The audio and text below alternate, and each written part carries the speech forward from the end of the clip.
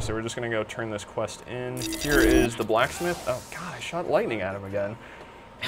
Really need to stop doing that. So we had to go find the crown for him. Needs to be repaired, blah, blah, blah.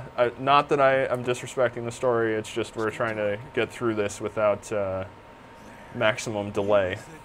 So now we're going to give him the crown, he's going to repair it, and he's also going to become an awesome blacksmith. Yeah, he's going to get his spread out here in a second. So this whole forge weapons, like layout here, the anvil, forge armor, his cart, and him, and the stuff that he's wearing, I believe, all get an upgrade if you're able to train him properly. Now you can see here I've already turned in 1 tome of training and the appropriate crafting material and money, so you need all that, and you hand it over, which I have 1 tome, so I can do this again, Bob, and you get little rewards for sort of leveling him up. I haven't done a full level yet. It looks like you need to do that 5 times in order to get it. But once you do, this whole visual style of his layout will be leveled up. And there are 3 different kinds of crafters in the game. This is just one of them. So there's clearly a lot of content that isn't here. And then, so you go through here and you pick, you know, whatever stuff that you want crafted, forge weapons, forge armor, repair stuff, which you still need to do, which I'm going to do now. And with all this stuff, you'll notice that it adds random properties to things, so you don't know exactly what you're getting, so there is still a little bit of chance to this system. Also, you can't just tell them to do this. It costs money. You have to have the appropriate essences, in this case, as well as common scrap, which again you get by just sort of breaking down everything in your inventory. And I'm not going to look at what's in my inventory. I'm just going to break this down just to clear space. Here, Charles, let me drop some pages of training, and you can grab them and level up your guy. Okay. Actually, do you want... So now you should have enough to create a tome of training. I should. And... Yeah, so I did that again. So now I can go back to Crafter and level him up again. I don't know what that's going to do, but apparently the rewards for the training will give me a heater shield and a crossbow. I see. So each step we do with the book, we're getting a chunk of experience. Yeah. So his overall experience has increased again. I still need some more to do an overall level up, but I do have access to more things now. Like where's the heat? There's the heater shield. Nice. Which, yeah, actually that looks pretty cool. It's still kind of low-level stuff, like required level 8, 6. You know, not super fancy stuff yet, but it will be. I'm interested to see sort of what the difference between found stuff and crafted stuff is. Yeah, I mean, you can still buy items from merchants as well, but you know, they're not very good. And what's cool is you can also buy back items you sold to them, you know, in case you accidentally misclick. Yeah, that is convenient, especially if you're clicking madly through this entire interface, which I'm sure many will be. So yeah, this is the final leg of the, where's my quest log? The Skeleton King log, which just involves going back to the cathedral. And I can show off I mean, we can go in the front door here, but I can show off the trading interface real quick. You saw earlier how I can just drop items onto the ground, but if you want to, well, first of all, you can inspect. So I can inspect what Anthony has. Which powers I have equipped currently. Yeah, what he's got active, his loadout, his gear, stuff like that. That appears to be it. I don't think I can do anything else on here. But I can also open up a trading window, and this way, if you know who you want to trade to, I'm going to give you a terrible quiver that you have no use for. I'm going to give you a plan that you already have. Is it the Apprentice Shiv? It is. Oh my God, yes, that's like my 17th Apprentice Shiv. So yeah, if you don't want to drop it on the ground, if you're playing with people you don't know, you just use the system, you trade the stuff, oh, 250 gold, nice. And then you accept, there it is, here's this plan again that I'm just going to drop back onto the ground. I was going to say, I've gotten so many plan Apprentice Shivs that I was paying you to take it. Yep. But I mean, it's a nice system. This is something I love about this game right here. When Charles opens the door, it's like such a sense of epicness that we didn't really have in the previous one. It's like an Indiana Jones style door opening to a portal that's going to be glowing. It's so cool. Yeah, and this is really early on in the game. you know, just a little bit of content. I'm really curious to see how, you know, that evolves toward the end, like when you're actually fighting the primary forces from hell, or whoever they may be. So this is definitely the longest dungeon content in the beta. It's what, like 4 or so levels, I think? Yeah, it's pretty deep. I mean, the manpower would have taken to make a cathedral this many layers deep into the earth of this scale. It's just crazy, but in the world of Diablo, anything goes. Yeah. So I mean, I'm just gonna run through to try and find the exit. If you do get access, that's not the right way. If you do get access into the beta eventually, oh my God, yes. So what are Treasure those guys Seeker. exactly? Other than they're just impossible to kill. Well, if you kill them, they Wow, drop a whole bunch of stuff. It's like straight from like Golden Axe or something, where it's just the random guy running across the screen. Oh gosh. That just drops loot all over the place. Oh yeah, and here we go. Here's some cool enemy types. Like definitely awesome enemy design, and like the way that guy just died and like his Blew into remains. chunks. Well, yeah. First of all, he chunked up, but like his remain, like he smeared the stairs here, and like his remains rolled down the stairs. Like those kind of effects, you're not necessarily noticing them that much while you're, you know, killing as many skeletons as possible at all times. But I think that I found a doorway. Oh, like the one to the next level? Never mind, no. Okay. I won't go over there. But yeah, I think that it's just a really cool effect for a battle and makes it feel a lot more varied. And like random events like that, where the Tomb Guardian just pops out of that wall, out of that mural right there, whereas this one, oh, no, that's going to do it too, never mind. So much for that example. But there are plenty of times where it just does not happen. Yeah. Yeah, again, here's this Starfall Cavern. And lots of different areas to just pop loot out of all over the place. Really easy doors to smash. Yes, the doors are extremely easy to smash. But I like this, like these benches here, you can't target them, but I can sit here and blow them up with my fire orb just because, like, it's just that little bit of attention to detail that Blizzard always puts in pretty much everything they make. Yeah, and I know people who have been playing on Max and low-level systems have been having... Oh, here's a good opportunity. All those skeletons down there, Charles is going to ace them. Okay, yeah, I'll... Up, chandelier to the face. Oh, wait, it's only stunned 2 of them. How does a skeleton get stunned exactly? I don't really know. That is a good question. I don't know how that works. What?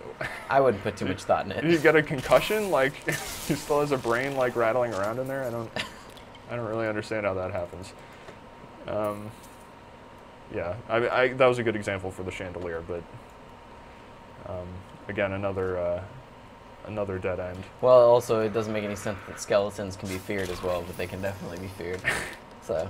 Do you have a fear ability? I do. Is that in the Witch Doctor's repertoire? Yeah, I'll pull it out.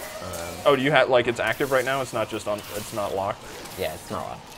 I can basically do an area of effect fear. Next time we run into a group of enemies, I'll run in first and fear them. Make okay, them here we go. Here we go. So I'll run in. Hey, quit attacking things. I'm trying to run in. All right, I just froze everyone. Sorry. Right. And when they unfreeze, I'm gonna fear them. Feared. Oh, nice. So now they all kind of scatter and run every which way. It's a good way for the Witch Doctor to give himself some breathing room. He really needs to get out of there. Which there are definitely times as the Witch Doctor you do. Yeah, because the Witch Doctor doesn't have a huge amount of armor or anything like that. No, he's a little squishy. I mean, you can make him recharge health like crazy, but you know, it's not necessarily the way he's going to be played best. He has regenerative abilities? Yeah, like for instance, I don't have it right now, but I can eventually give my zombie dogs a rune that whenever they attack something, they will leech 66% life, 32% of which I'll get back as health. So, you know. Yeah, that seems really good. Yeah, exactly. He has a lot of potential for life leeching, just like the Necromancer did. So here we just freed a Templar who was being held in some evil ceremony. Good thing we caught it early. I mean, I don't know what would have happened if we showed up later. It's pretty fortunate for him, really. So we're like, hey, what are you doing here? And he's like, follow me. So without question, we're like, is there loot in it? Okay. Do I get stuff? Can I equip whatever you're going to give me? Say no more. Yeah, I mean, in the story-wise, we're really good-hearted people doing this for all the right reasons. But whatever. No, really. I mean, this is like the most selfish game ever, which is nice that they've put blocks on and by they I mean Blizzard. It's nice that they put blocks on being too selfish and just being able to ninja everything, as it's called, because really there's no worse feeling than having an amazing item drop and then having somebody steal it from you. Yeah, I've even in games like World of Warcraft and stuff, you know, that's resulted in plenty of fights between people. Are you saying you've been in a WoW fight? I've been in WoW arguments where people, you know, it goes from, man, look at that cool item, to someone loots it, and there's like that moment of shock silence, you know, and then everyone's like, oh my god, I can't believe that just happened. Several hours of our life wasted. And with that, you don't have to worry about it. With this, you don't have to worry about that. Because the only thing that really determines the worth of playing a game like this is the loot that you get. It's not the experience, right? Yes, to some degree, there's like times where you're like, oh my god, I just spent 5 hours of my life and got nothing out of it. And you're like, well, I got a level, but I don't have any shiny things on my guy that when I load into the character menu, I can be like, yeah, I'm awesome. That's what it comes down to. Looking at your guy and thinking, yeah, I'm awesome. My Witch Doctor for now doesn't look particularly awesome. He looks just kind of crazy. No, the Witch Doctor definitely looks crazy, especially with whatever is following you around. Those zombie dogs, but they have like some kind of weird tentacles sticking out of their head. This is what I'm saying. I'm amazed that people welcome him into any village he goes into, because he just looks like an insane person. Yeah, I would probably not go and engage that person in conversation, especially if he was carrying a spear that's just constantly poised to be thrown. Yeah, and when you see him standing still, he's always twitching too. Like every other character's like, yeah, I'm calm, cool, and collected. He's on that coffee. The Witch Doctor is a little bit cracked out. All right, so here's Jondar. Or Yondar. I believe it's Jondar. I think it's Jondar. It's a soft J. I don't JD. And now the Templar is going to go over and stab him directly in the face. In any second, he's going to yell at him for a while and tell him how worthless he is, and then stab him in the face. And now we get the loots. And we get the loots. So he sort of takes off at this point. We just go on towards the... Well, we just found out he's a Templar. So now that he killed the guy that betrayed the Order, now he's going to help us out with the Skeleton King. Well, actually, at this point, we can choose whether we want him to come along as a companion when you're playing by yourself. Well, yeah, that's another thing that's not in this beta, is the whole companion system where you can have people accompany you. Well, it's in the system if you play by yourself. Oh, okay, yeah, I haven't actually played through by myself. Yeah, if you play through by yourself, you actually get to see him. He has a menu. You can, as he levels up, he has like 2 powers at each level you can pick from. Oh, cool. And you can give him items to use, so if you find like an axe that you don't particularly think is that cool, but you're like, oh, it's better than what he has. They don't have a full set of armor, but they do have the ability to wear a few things like rings and weapons. Okay, and yeah, you will get more types of those in the main game, so it's not just a Templar. You'll be able to access other types of characters. Oh yeah, I fully expect at some point there will be a mercenary camp that we can, go and hire, an Amazon or who knows what else. I mean, that might be the way that we actually see some of the classes from the old game return, just in the sense of like a follower version. Well, that basically is the mercenary system, right? Is the NPC, the followers, essentially, that all level up and everything like that. So you don't just go get random hirelings.